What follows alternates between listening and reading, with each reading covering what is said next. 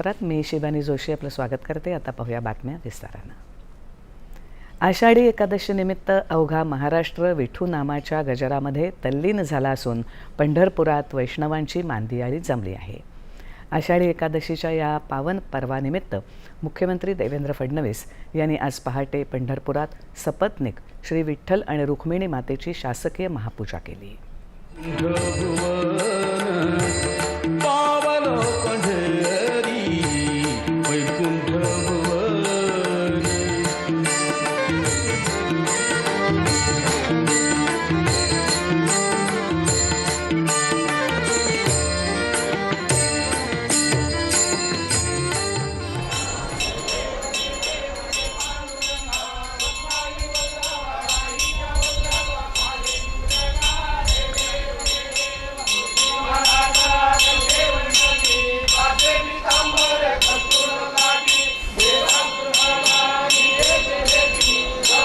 चला पंढरी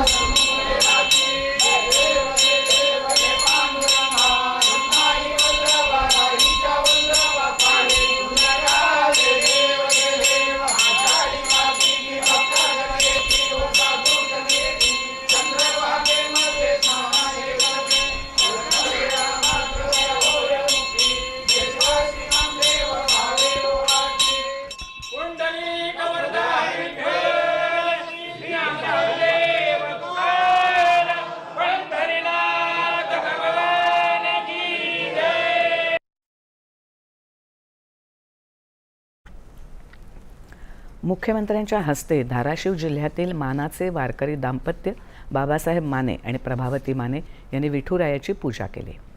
त्यानंतर श्री विठ्ठल रुक्मिणी मंदिर समितीच्या वतीनं त्यांचा सत्कार करण्यात आला।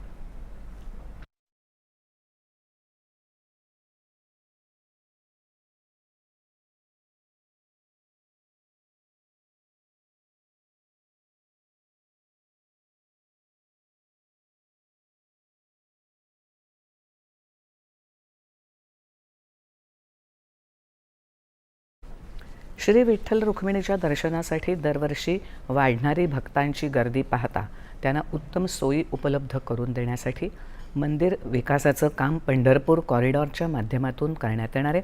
हे काम करताना कोणावरही अन्याय होऊ दिला जाणार नाही। सर्वांचे योग्य पुनर्वसन करून हे काम येत्या 2.5 वर्षात पूर्ण करण्यात येईल अशी ग्वाही मुख्यमंत्र्यांनी दिली। एवढ्याच्या जागेमध्ये पांडुरंगाच्या कृपेनेच ते दर्शन घेतात। कोण कसा येतो आणि कसा जातो हे पांडुरंगच पाहतात। पण आता ही वाढती सगळी भक्तांची मांदियाळी पाहिल्यानंतर या ठिकाणी आता मोठी जागा तयार करणं गरजेचं आहे आणि यावर्षी ते काम आपल्याला सुरू करायचं आहे। मी पुन्हा एकदा पांडुरंगाच्या साक्षीनं सांगतो, कोणावरही अन्याय होणार नाही। सर्वांचं योग्य पुनर्वसन करू आणि मला विश्वास आहे की पुढच्या 2-2.5 वर्षामध्ये या कॉरिडॉरचं काम या ठिकाणी पूर्ण झाल्यानंतर कितीही भाविक आले तरी अतिशय उत्तम व्यवस्था या ठिकाणी असेल।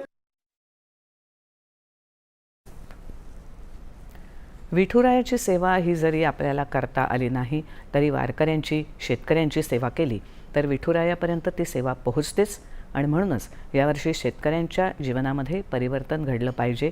याकरता राज्य सरकारनं 56 लाख शेतकऱ्यांची कर्जमाफी केली। पांडुरंगाकडे येताना शेतकरी समाधानाने आला पाहिजे अशा प्रकारचा प्रयत्न सरकारच्या माध्यमातून करत आहोत असं मुख्यमंत्री म्हणाले। हा शेतकरी आहे, तो शेतमजूर आहे, तो बारा बलुतेदार आहे, तो उद्योजक आहे, तो सर्व प्रकारच्या क्षेत्रातनं येणारा वारकरी आपल्याला या ठिकाणी पाहायला मिळतो।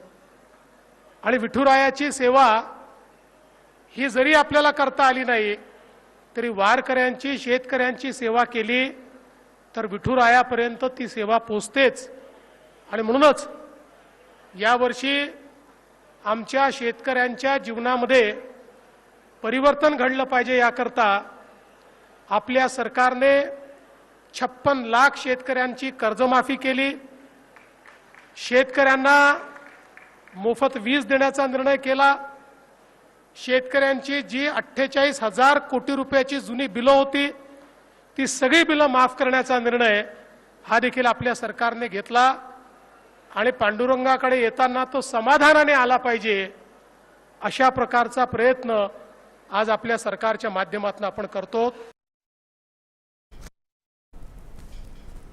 पाणी, स्वच्छता, पर्यावरण संरक्षण, प्लॅस्टिक मुक्त वारी, वृक्ष संवर्धन अशा विषयावर प्रबोधन करणाऱ्या दिंड्यांना मुख्यमंत्र्यांच्या हस्ते श्री विठ्ठल निर्मल दिंडी पुरस्कारानं सन्मानित करण्यात आलं.